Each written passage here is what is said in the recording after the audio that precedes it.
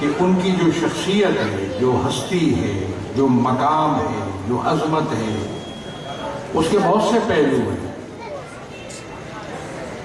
اور ان تمام پہلوؤں پر غور کرنا، ان تمام پہلوؤں کو مد نظر رکھنا، اس کے بارے میں اپنی ایمان میں اضافہ کرنا، ان کو جان کر پہچان کر، یہ میں سمجھتا ہوں کہ ہماری کوشش ہونی چاہیے۔ جناب سیدہ کے حوالے سے جو مجالس میں ہم آتے ہیں تو ہمیں اور زیادہ ان کی شخصیت کو پہچان کر ان کی شخصیت سے استفادہ کرنا چاہیے۔ ظاہر ہے استفادہ تو ہم کرتے ہیں، محبت ہے، عقیدت ہے، ان کے ساتھ جو ایک ان کی جو عظمت کا جو احترام ہمارے دلوں میں ہے،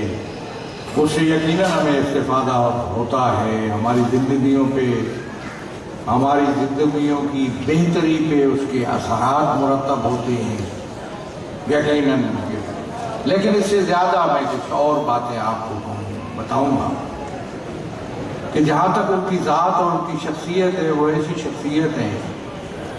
کہ جن کے بارے میں امت مسلمہ کے اندر کم از کم کوئی ذرہ بھر بھی اختلاف نہیں ہے۔ ان کی عظمت، ان کا احترام، ان کی عزت، ان کے ساتھ عقیدت میں کوئی بھی ذرہ بھی اس کے اندر ایسی چیز نہیں ہے جس کو مد نظر رکھا جائے۔ میں سمجھتا ہوں کہ ہمیں بھی جناب سیدہ کے فضائل و مناقب بیان کرتے ہوئے ایسا انداز اختیار نہیں کرنا چاہیے کہ ہم کسی سے منوا رہے ہیں۔ ان کی شخصیت مانی ہوئی ہے، تذکرہ ہے، ان کا ذکر ہے، ان کی یاد ہم تازہ کر رہے ہیں، کسی سے منوانا مقصود نہیں ہے۔ امت مسلمہ میں کوئی شخص نہیں ہے جو ان کی عزت کے بارے میں عقیدہ نہ رکھتا ہو۔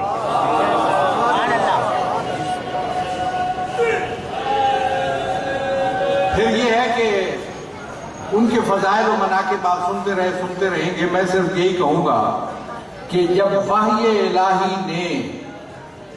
جس خاتون کو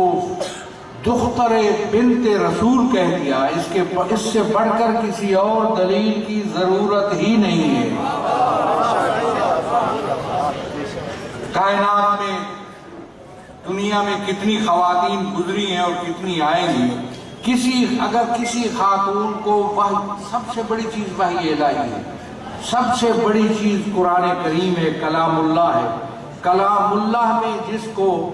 بنت رسول کہہ دیا گیا، رسول کی بیٹی کہہ دیا گیا ہے،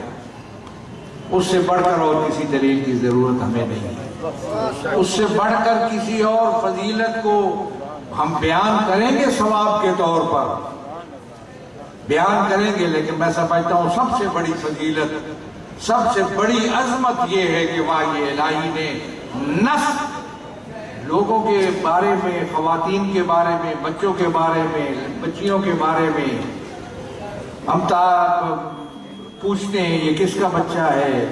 وہ بتاتا ہے محلے والا یہ فلاں کا بچہ ہے۔ ہم اگر تاریخ میں گزر چکا ہو تو پوچھتے ہیں جی وہ کس کا بیٹا تھا یا کس کی بیٹی تھی، تو ہمیں تاریخی حوالے تلاش کرنے پڑتے ہیں۔ ایک شخص گزرا ہے، خاتون گزری ہے، وہ بیٹی کس کی تھی؟ جناب سیدہ کو یہ امتیاز حاصل ہے، اسے کسی تاریخ، کسی مورخ اور کسی سے پوچھنے کی ضرورت نہیں ہے۔